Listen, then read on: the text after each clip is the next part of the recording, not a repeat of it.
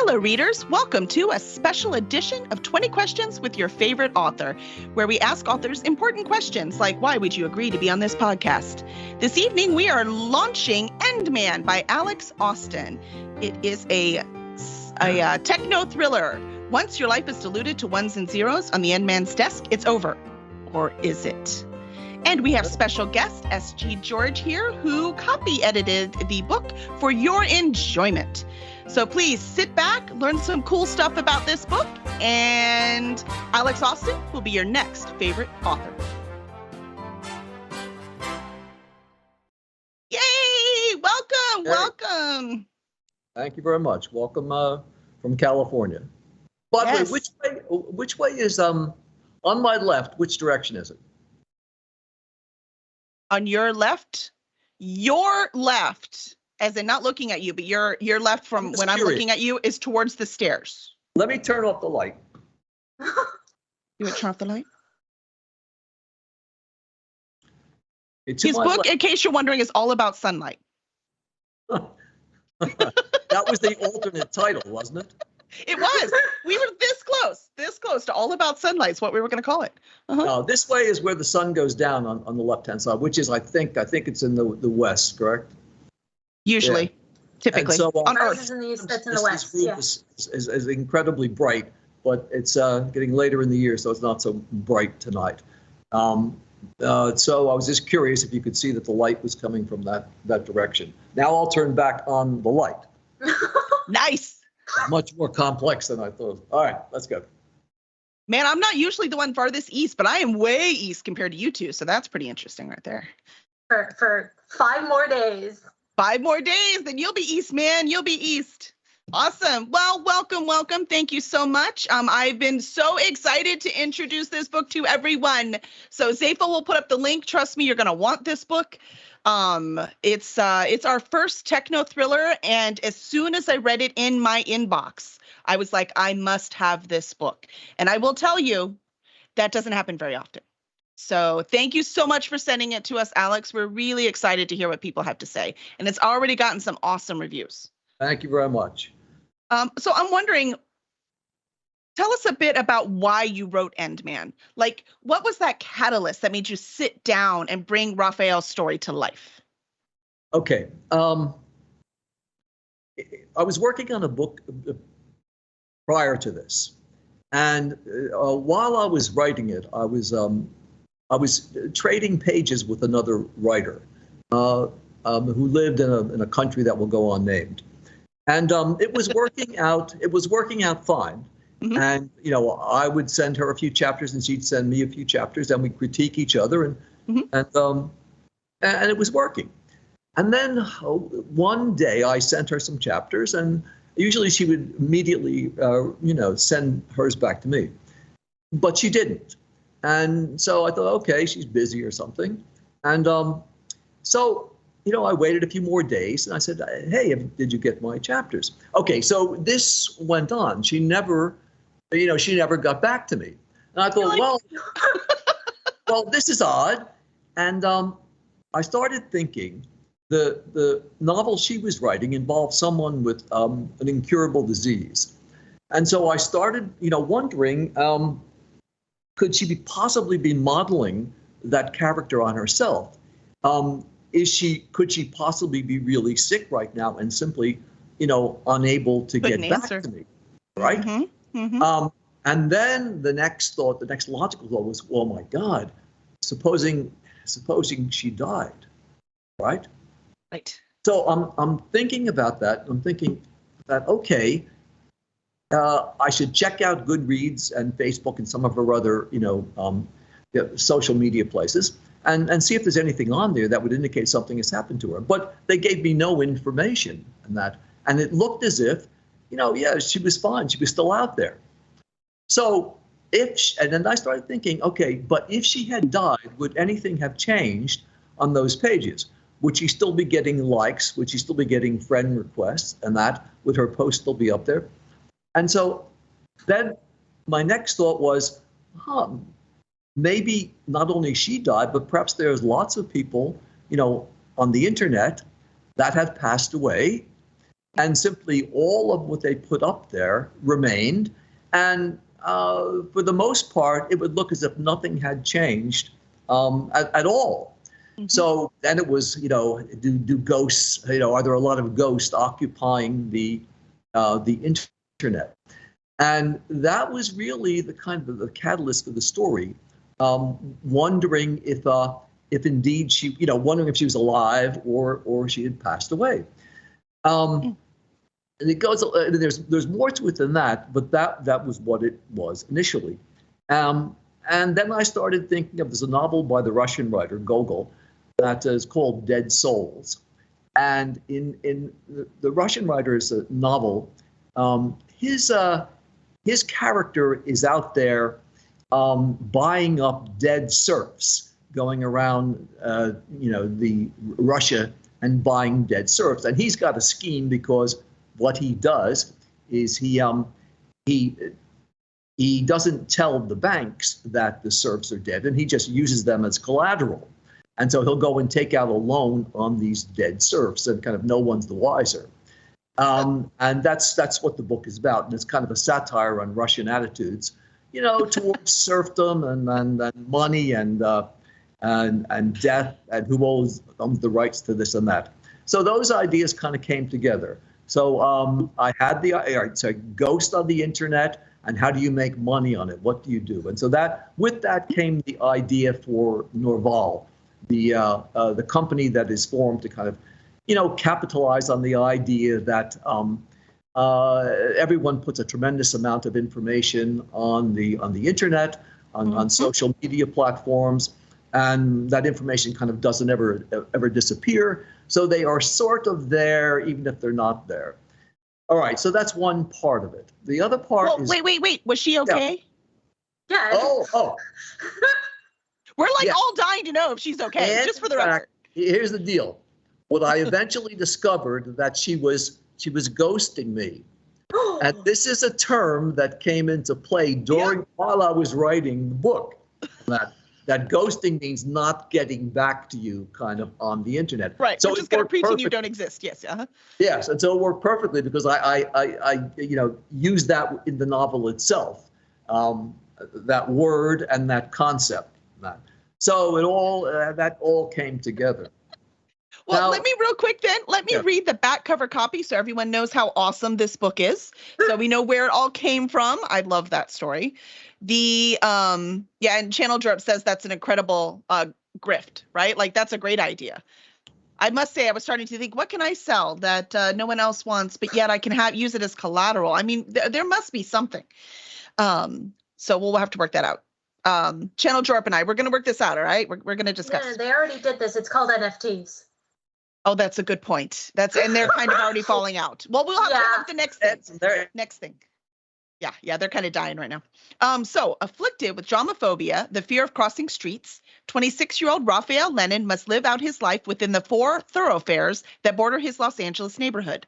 Luckily, he found a fulfilling job within his space as an end man at Norval Portals, where Raphael is the best possum hunter in the company. He hunts the dead who live, people hiding under the guise of death. He doesn't want to bring these possums to justice, but to keep them out of his firm's necrology database so their presence doesn't crash the whole system. When the company founder assigns Raphael a fresh case, he sets aside all other work to investigate Jason Clace, a maverick physicist with boundary-pushing theories that may have attracted unwanted and sinister attention. Raphael soon discovers messages sent by Clace after his supposed death, threats to people who have subsequently died. As he digs deeper, he receives his own message from Clace, a baffling command to pursue the truth. As he unravels the mystery, he unearths the secrets of his own phobia-plagued life and the inner workings of Norval, whose corporate ambitions include a nightmarish spin-off of its product. Raphael must stop them, or he'll never be free, and neither will anyone else. I feel like I should say, ooh, right there. I love it. It's so exciting. So you've got the whole technology. Yeah, I love it. We did it. I'm going to pat ourselves on the back, Alex, because I think we rocked that one. I mean, that was awesome. We go back and forth until it's awesome, and we definitely nailed that. So technology is at the forefront of this story. It's like the mechanism that makes the plot cohesive. But the heart of the story is the incredible characters you created. Yes. Who was your favorite? Well, it's Raphael himself. Why? Raphael, all right, the main character, our hero, Mm-hmm. the one with the dromophobia. And that's, of course, another, obviously, a very large aspect of the story, coming up with that character and kind of getting deep into him.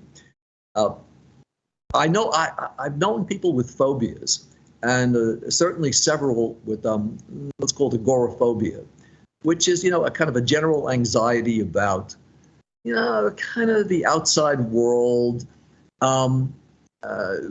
public places. So it's fear of those. And under agoraphobia, there is actually a phobia called dromophobia, and it means fear of streets. Now, again, I've known people that definitely had agoraphobia, and that it always fascinated me, and why they have it, and how it affects them, how it affects their life and their personality and their attitudes toward the world. So I wanted to create a character that in which I could play around with that concept. Someone with a very, very strong phobia or very irrational fears. So Raphael has dromophobia, and we don't know really why it is, but he also has a particular form of dromophobia, and it's not just fear of streets, but it's fear of 4 particular streets. And if you're familiar with Los Angeles, you'd know the streets. It's Wilshire, Fairfax, Beverly, and La Brea. And these streets all, intersect at 4 corners. I mean, each 2 do. And what they do is they form essentially a rectangle of about 1 square mile in area. So that is the result of his particular form of dromophobia. He is afraid to leave that square mile. I love how you have that kind of image is reflected in the book too. So you've got the whole square we are in the cover. Like we were so lucky enough to get the cover to reflect where he's kind of trapped. It's his own mind, but it doesn't feel like that to him. So it's just, I think I really like how the cover works for that. And I want to say Birdie. Yes. So SG George, I still tend to call you Birdie most of the time. I don't know. We'll see what happens. Birdie works. There's Birdie works. Weirdos Excellent. on the internet. Right, They don't right. know my name. That's right. Well, they will, because they all want you to edit your work, their work now. No, if they're paying me, they can know my name. That's Then fine. they can know your name. That's right. They've earned it. Well, I'm wondering, which is your favorite character?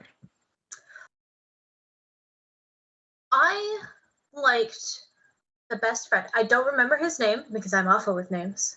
But the best friend had a very clear visual. He had a very clear look about him and a very clear mannerism that made him fun. And so and he likes sweets. He was a good person to bounce. Yeah, it's Matt. Matt, that's it. That's what it is. I knew that somebody would note it. Yeah. Well, we At were least 2 other people right? here have read the book. One of us will remember. I had to think for a second. I've read books since then. I can't remember. Okay, yes. Yeah, right?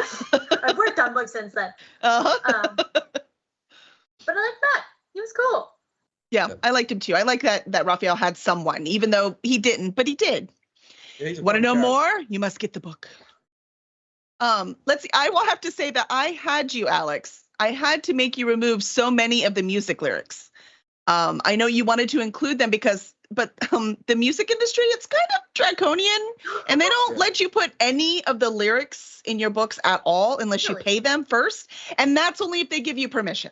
They don't even normally do that. So I wanted you to have the chance here to tell us the music that you put in there. Why was it so important? What kind of mood were you trying to set with that music? Because I know it was a lot of Beach Boys tunes and other tunes at that era. Yeah. There's a couple of things. One is Raphael is trapped. He's imprisoned. And so I wanted to give him some outlets. Perhaps let me ask, because I don't think in even the back cover type we went into what happens when he goes to those streets. Did we? I don't think so. No. But just we don't. It's all good because they'll get that when they read it. Yeah, okay. Yeah. All right. But the I point want is, them to get stuff they won't get when they read it. So this is background info. Yeah. okay. So the point is that I wanted to give Raphael some freedoms. Mm-hmm. Okay, he's trapped in a square mile his entire life, but let's give the guy something. Mm-hmm. And so one of the things I gave him was he's a skateboarder, and so that gives him a kind of spatial freedom. In other words, he's an accomplished skateboarder, and he can get up in the air and land and do ollies and things like that. And so that gives him a little bit of freedom within his square mile. Mm-hmm.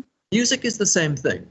I mean, I personally see music as, as transcendent. That music can almost, free you from just about anything.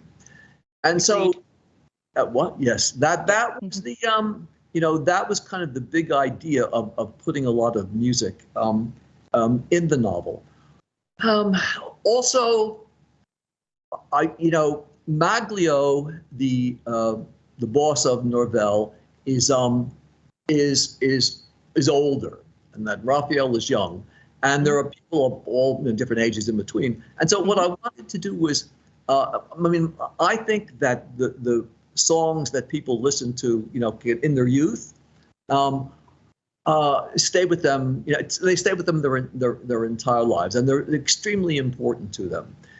So what I wanted to do with the music was to reflect the various eras and ages of the people in the book. Gotcha. But also, I wanted to make Raphael passionate about that music. He gets off on it, and so that's another one of his freedoms, along with the skateboarding. Also, I do play around a little bit with kind of almost not inside jokes, but some of the songs that he mentioned are also songs that kind of point toward his own, phobia and problems and that. I didn't even catch that. Like Green Day's "The Boulevard of Broken Dreams," and so we have a street in there, and we have the broken dreams. And some of the Tom Petty songs, the falling, and one of the things he's afraid of is falling into this deep space. So that's what I was trying to do with the music of that. Well, I wish I could have let you. I really do. I myself also adore music. It is a very vital part of my life. Yeah. So I feel you. But first, I want to talk to Birdie again. But before we do that, I do want to do our first book giveaway. Okay. So why don't we get our first book up? So if you will hit, man, you are on it, Zafo. Nicely done. If anyone wants to enter to get a signed copy, please hit bang ticket, ! Ticket, and you will be automatically entered. So we'll give you all a few minutes to do that while we continue. And Michael says that Tom Petty rocks. Tom Petty does rock. Yeah, Tom Petty, I agree. Yes. I'm surprised. I'm surprised you didn't give him more David Bowie to listen to. Do you think he avoided that on purpose? Well, remember that, and again, am I giving away something from the book? That he resembles David Bowie, and it's almost people kind of notice that about him, and he's almost like if someone comes up to you all the time, if people are coming up to you all the time and say you look like this person, that person, it can get a little bit annoying after a while, kind of frustrating. Totally agree. Yeah, and so again, that's part of it too. That I could have done more Bowie, but again, the idea is that he knows he looks in a weird way like Bowie, but he's just almost, had enough of that. But if we ever if I write the sequel, we'll try to do that. More Bowie in that. Awesome. More Bowie. Unless I think him not listening to it because of that is perfectly logical to me. That makes total sense to me. So Birdie. Yes. You come about this when we're done with the story, right? We've done everything we can with the story, and now you get to go and make it pretty and fix all those things that we missed because our eyes are blind now. We've read the words too many times. So as you were going through it, can you picture what do you think was your favorite scene? Okay. Do you remember a visual of some sort? This is a hard question because it is. I don't want to give things away. So we have to start at the beginning of the book. This is a very pretty book. I'm just gonna say, like, it is very well written, and there is a lot of visual interest in the book for those people who read and have the music going, or movie going on in your head. Like, it is a really pretty book. One of, like, and even like from the beginning, we'll just start about the beginning. One of the very visual striking scenes that really starts you off is at the very beginning. They're describing these things happening on a TV screen, and they're supposed to be like calming visuals. So it's like a lady who's ironing, and kids playing on a swing, and all these sorts of things that are supposed to make you feel nice and fun. But it does sort of have like this, it's kind of uncanny how it is set up. It makes you think of that dystopian thing, right? Yeah. Like, life is good. Look at these pretty images. And we're so programmed. We're like, wait, what does that mean? Why are we looking at pretty images? Yeah, no, that's a really good visual. And then, of course, like, we've talked about the music, but art is also a really big thing in the book. And so there are a lot of pretty descriptions of art, not only pieces that are existing, but the one that Raphael is working on. I really like when that painting is described. Thank you. That one I won't go into too much more detail on, because that's kind of important. I know. See, now this is the hard part. So everyone in the audience wondering, where we want to tell you how awesome the book is without telling you all about the book, and now you don't have to read it. So yeah, we want you to be intrigued but not spoiled. And Seyfo, let's go ahead and pull that first winner.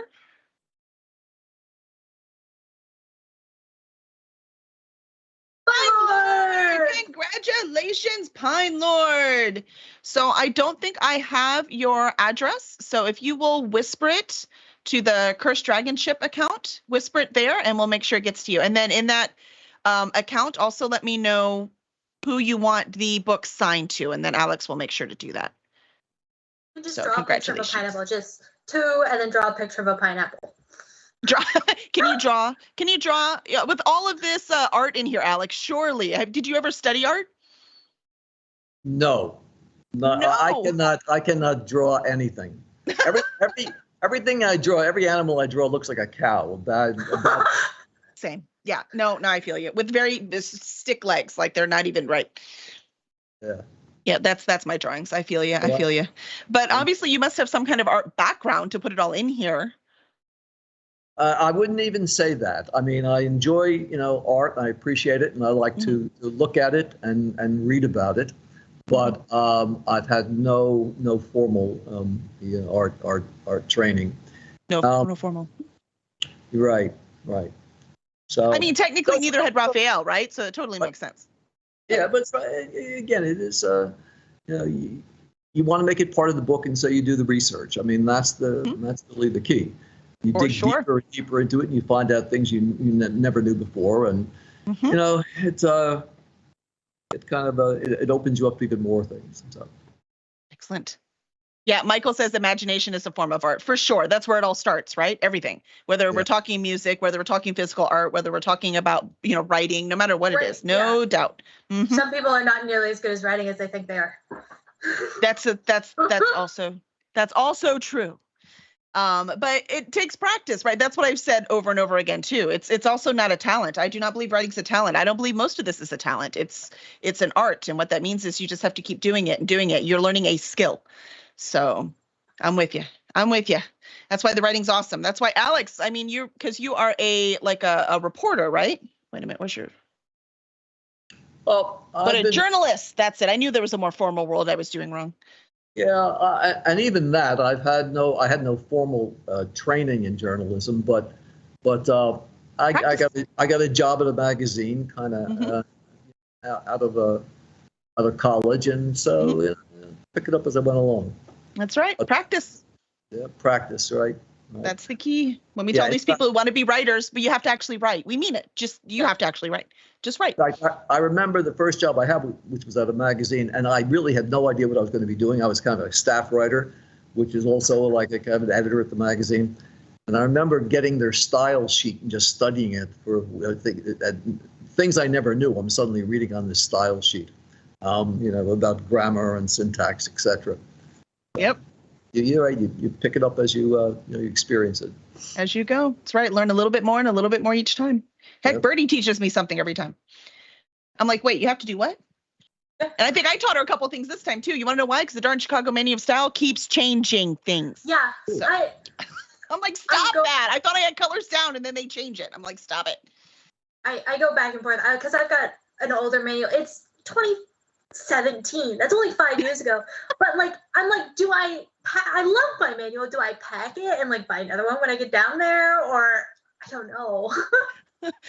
Because they're not cheap either. They're like $300 or something. So it has to be like every so years or something. But yeah, they just changed the color thing. I was like, stop it.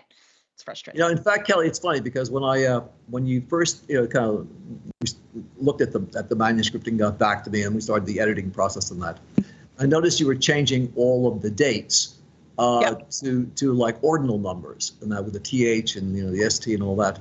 And I had just read in the Chicago Manual of Style that they stopped that. Yep. They just Yep. So I didn't say that. I didn't. I thought, well, that's your style sheet. Let's do it your way. I ripped all those right back out. Yeah, that was his deal where I'm pretty sure. Yeah, and I noticed that. Yes, and I said. And Kelly always asks, like, what was the biggest problem that you saw in the manuscript? Dates. And now I know it's her fault. It's dates this time. Yeah. The darn thing.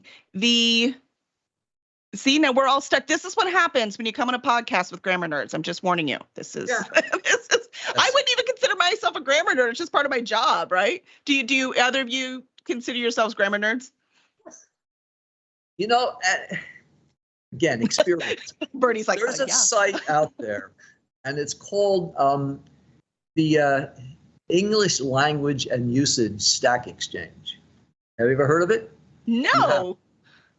Yeah, it's been around about probably 15 years, and it is for linguists and grammarians, and somehow and it has a tremendous amount of information on it because people are asking questions, and then the linguists and the grammarians they supply answers. Then you get points for it, and it's kind of like it's all based on game theory and that how you get points and asking questions and giving answers. But there's a tremendous amount of knowledge on it, and I stumbled upon it one time, and then I became fascinated by just, again, how deep they got into this stuff.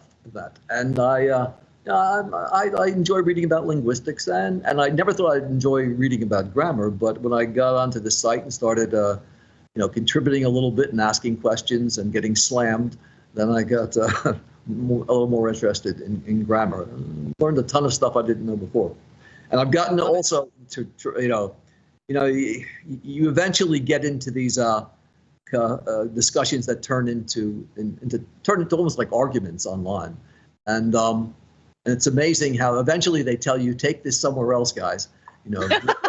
Well, that sounds like Reddit to me. But apparently, Stack Exchange has all kinds of stuff. So our computer people are jumping on, going, "Hey, oh yeah, we have that for everything." Yeah, they do. That's pretty cool. The one I stick with is the English Stack Exchange, and and it takes up your time too. You can really does. Rabbit holes we get lost in. Yeah. And I like it because the Chicago Manual of Style, you can't Google anything. You either have to have the actual book or you have to be subscribed to their online book. And so you can't Google anything and find it, but you can Google it and say, somebody on the Stack Exchange will have said, oh, to your very particular question, see, Chicago says it's this. Right. And that's what I like. Right. Yep. Same. Do the best we can. And let's face it, we're just trying to communicate a story, right? And then someone asked you, was it Johnny asked why we use Chicago Manual of Style? Quite frankly, just because that is the standard guide for American fiction. So that's what everyone uses for fiction. So I just followed the rules. I'm like, okay, whoever is in charge, we're just going with what you said, and that's what we use. So we can get on to why they chose that one, but that's a whole different stream. Like we'll do when we do the return stream on my channel, like we'll get into that. There you go. So you're a true grammar nerd. You're like, I'm on it, man. Yeah. I love it. I love it. See? Do you see, Alex? I hire smart people. I know. Somebody who I needed to be an expert in this thing. And she's like, oh yeah, I'm not only an expert, I love it. Yeah. Well, I'm wondering so Brady, as you were going through it, did you find, what would you consider the themes in the novel? Life and death. Obviously, we can't touch that one. Music, art,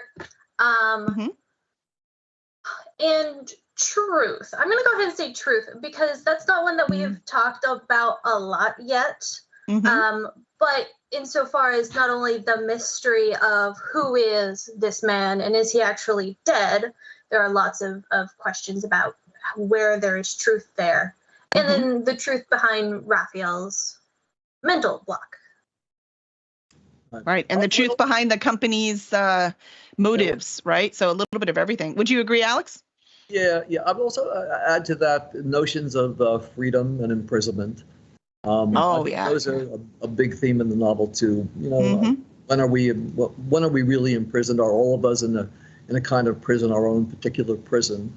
And that the prison can take many forms. It doesn't have to be a concrete or steel barred prison. It can be a psychological prison, or it can be a prison, particular to a culture, a society.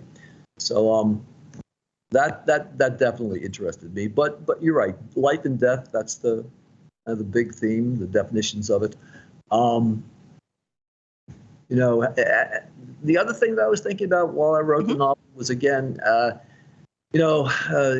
Stalin had this quote that, one death is a tragedy, but a million is just a statistic.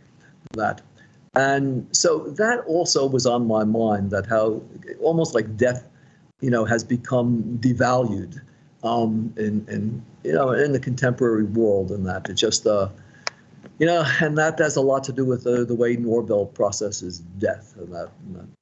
So. Interesting. I like that concept. I have to say, so from both of you, I'm wondering, I kind of like how Raphael is pretty stable at the beginning.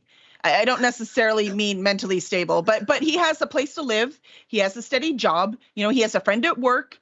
He's really good at what he does. He has about as much stability as most of us have, right? He's doing fine.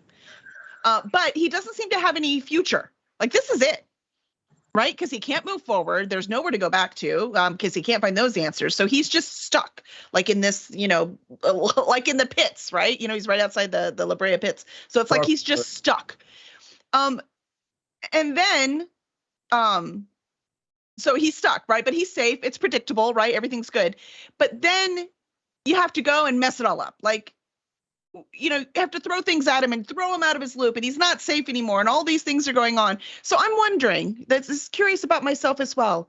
What is it about a stable, predictable life that we writers and readers, obviously, find so offensive? Yeah. There's this thought that the best writing comes out of very, very difficult, horrible situations. Whether it's war or famine, plague, and the pressure of those things, almost allow writers to express themselves in ways that they couldn't under more subdued, calmer, more peaceful circumstances. And so, I think that's it. You need something. The writer has to have the characters go up against something that eventually, that really, shakes up their lives.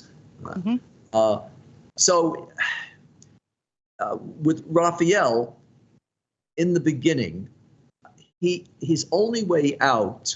And again, I don't want to give away too much, but it's the hard part, man. I wanted him to be calm because he thinks he may have a way out of his phobia, and that's where the painting comes in.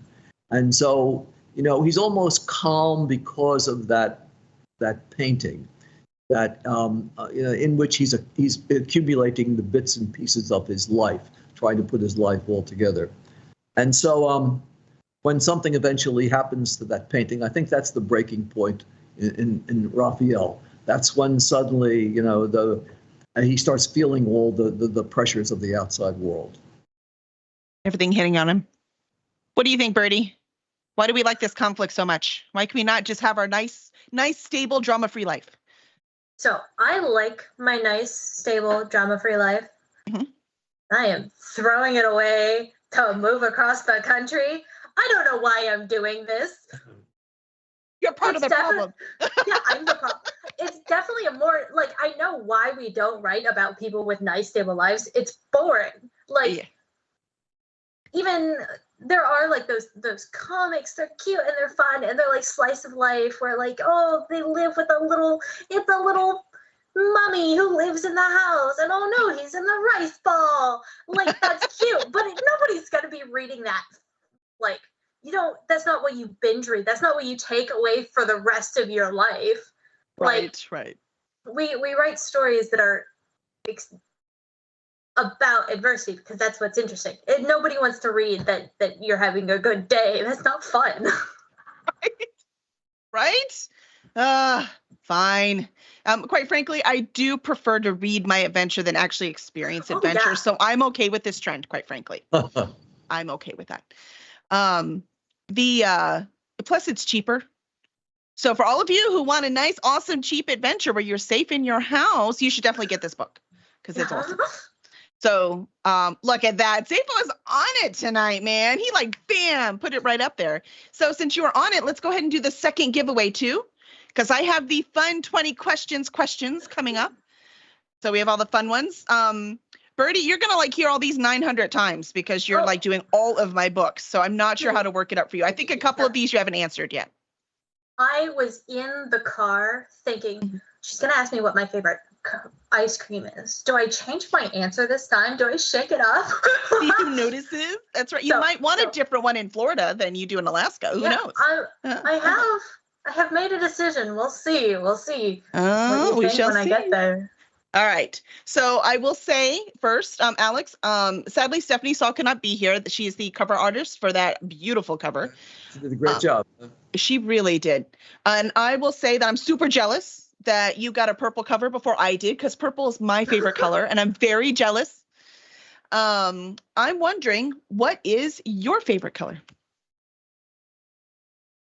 Okay, hold on. Your voice cut out for a second there. Oh, I'm sorry. What is your favorite color?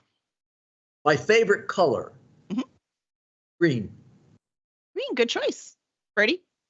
I like this beautiful shade of teal. My lunchbox is teal, and one of my coworkers, she's like, "Oh, you're going away? Here are all of the teal art supplies." And I'm like, "This is why you're my favorite." You're like, "Thank you. I'm still leaving though." Yeah. That's awesome. I love it. Okay, here you go. Here's your question. What is your favorite flavor of ice cream? Me? I'm strict. Yeah, both of you. What is it? He has somehow muted himself? I don't know. Did he? We couldn't hear you, Alex. You went away. It was such an important answer. There we go. I gotcha. I've got a poor network quality side. I'm coming up on my computer. Oh, no. Well, good thing we're almost done. It's good timing. I stick with vanilla. But once in a while, I'll like strawberry. Nice. All right, Bertie, what's your answer? I'm a cookies and cream gal myself. We're going to have to start writing these down, Safo. Can you make a new database? We're going to see if Bertie changes it each time. Okay. Can zombies climb? You're asking me or how? Both of you. Yep. All of these questions are for both of you. Can zombies climb? Mm-hmm.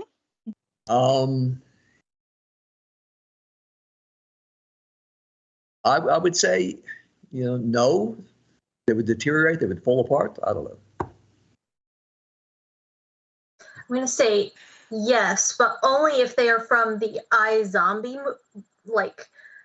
TV show. There's an iZombie TV show about this zombie coroner who eats people's brains to solve crimes. Oh, yes. It's fantastic. She could definitely climb. I mean, she can dissect bodies. So, yeah. All right, that's fair. So it depends on the kind of zombie. Both of y'all had different zombies in mind. I gotcha. All right.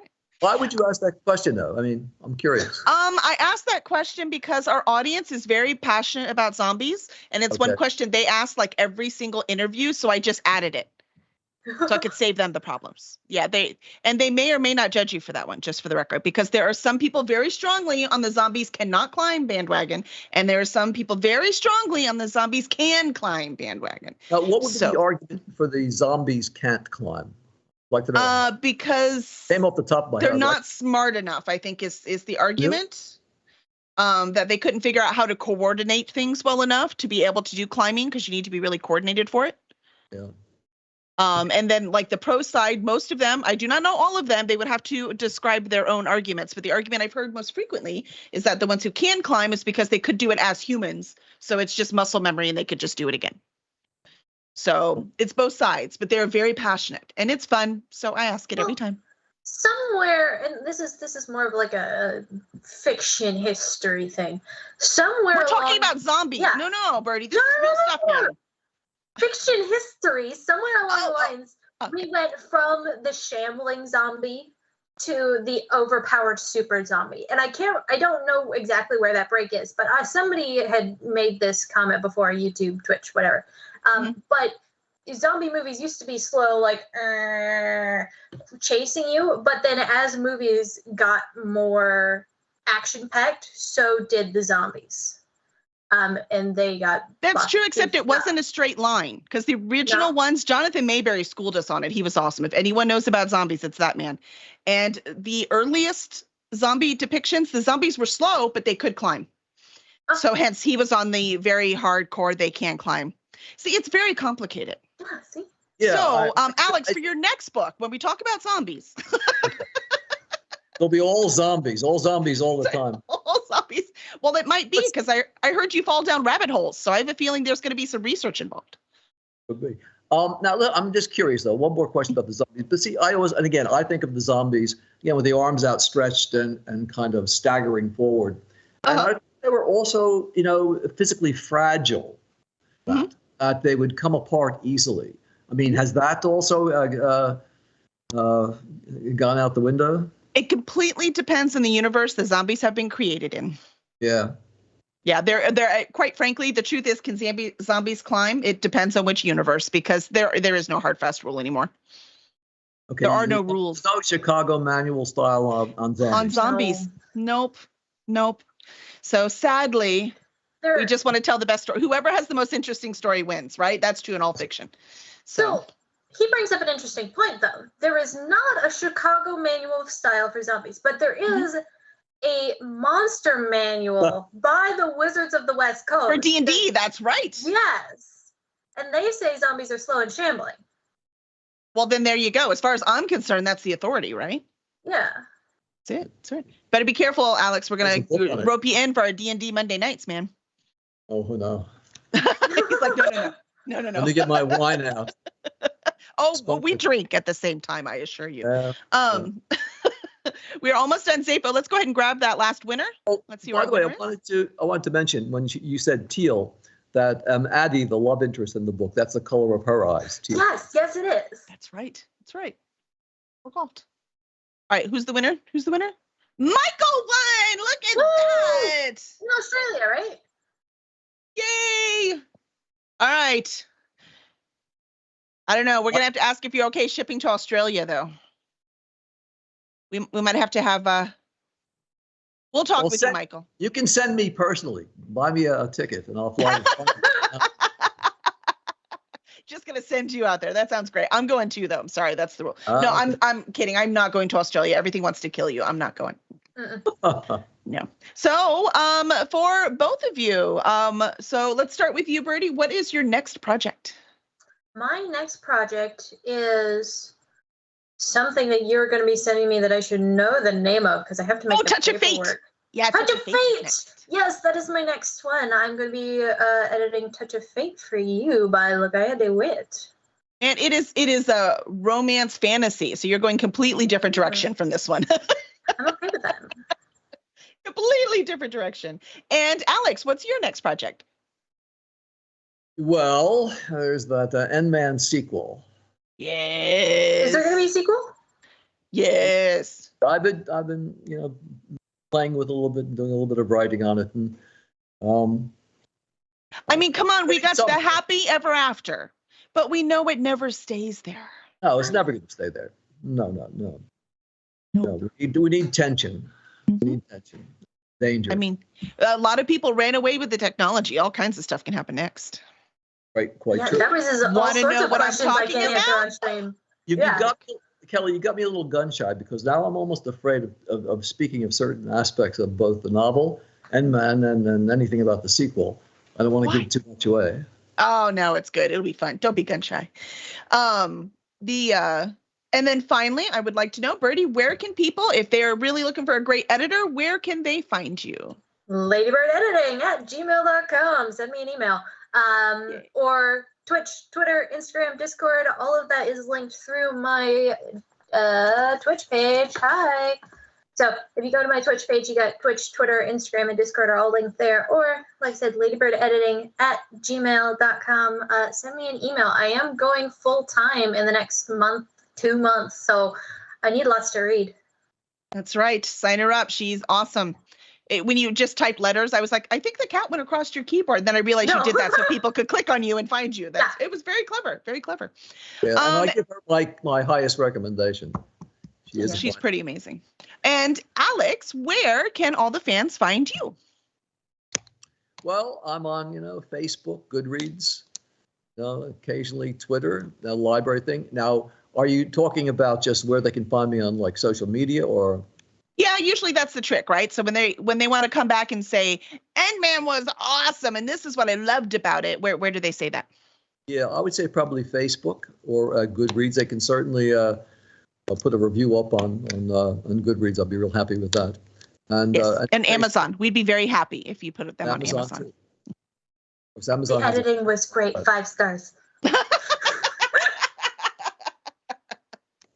I love it. I love it. Well, thank you so much. Now that Alex is your new favorite writer, please make sure to review his work. You can also review us wherever it is you get your podcast, or you can follow us on Twitch and subscribe on cursedragonship.com/YouTube. And we'll see you next week. Bye. Bye-bye. Sun is gone. No sun in the Western, dark in California.